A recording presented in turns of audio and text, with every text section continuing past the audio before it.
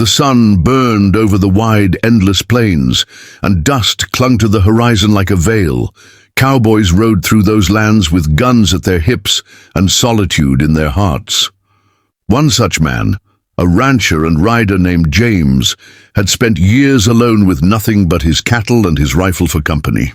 He was known as a quiet figure in town, someone who kept to himself, but one fateful evening his life changed forever when he found a wounded Apache woman lying near a stream, her breathing shallow and body torn from battle. James dismounted, his instincts torn between caution and compassion. He had heard stories of raids and revenge, but what lay before him was no warrior, just a woman, barely clinging to life. Her dark eyes fluttered open for a moment before closing again. Her hand clutching weakly at the earth, something in James stirred. Without hesitation, he lifted her into his arms and carried her back to his lonely cabin, knowing he risked everything by sheltering her. That night, the air was heavy with silence. James cleaned her wounds by lamplight, his rough hands surprisingly gentle. The woman stirred with fever, whispering words in her native tongue, words he could not understand but felt deeply. He stayed beside her through the night, listening to the crackle of the fire and the fragile sound of her breathing. Chup. Those hours, he realized his cabin no longer felt as empty as it once had. Her presence filled it with something he had long forgotten, purpose. Days passed as she healed slowly under his care. James learned her name, Ahyoka. Though her English was broken, she expressed gratitude with her eyes, a softness that melted. The walls James had built around himself. She told him of an ambush, of being left behind when her people fled the soldiers' attack. James listened quietly, never pressing her, but offering safety in his cabin and food at his table. Each evening they sat together in silence, yet the silence between them felt alive, carrying unspoken words neither dared to say. One afternoon, as the wind swept across the prairie, Ahyoka tried to stand, her strength slowly returning. James caught her when she stumbled, their hands meeting in an accidental touch that lingered. For a moment, time seemed to pause. His rugged blue eyes met her dark gaze, and though they came from two different worlds, both saw the same thing, loneliness and longing, stitched into their souls. Neither spoke, but something powerful had begun to grow between them. But the frontier was not forgiving. Word spread quickly in town that James was harboring a native woman. Whispers turned to suspicion, and suspicion turned to anger. Men muttered about betrayal, about the dangers of mixing with those they saw as enemies. James felt the weight of their stares whenever he rode in for supplies, and he knew it was only a matter of time before someone came knocking at his cabin door. Yet when he looked at Ahyoka, he knew he could never turn her away. One evening, as the fire crackled, Ahyoka spoke softly of her people. She told James about the songs sung beneath the stars, about dances that honored the earth, about the strength of her father's tribe. Her words painted pictures in his mind, giving color to a world he had only heard about in hushed, fearful tones.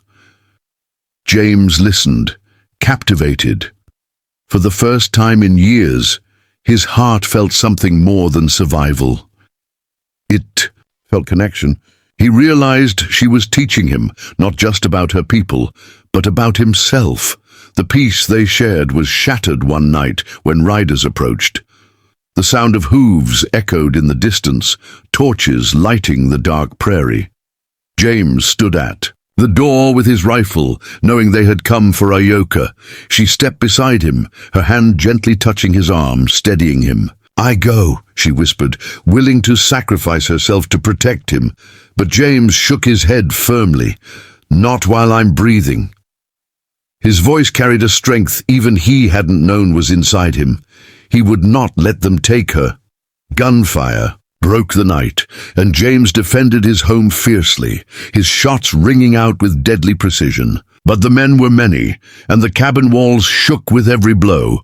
Just when it seemed they would be overrun, a horn's cry echoed across the plains. From the shadows rode Apache warriors, drawn by news of Ayoka's survival. Her people had come, their arrows flying swift and true.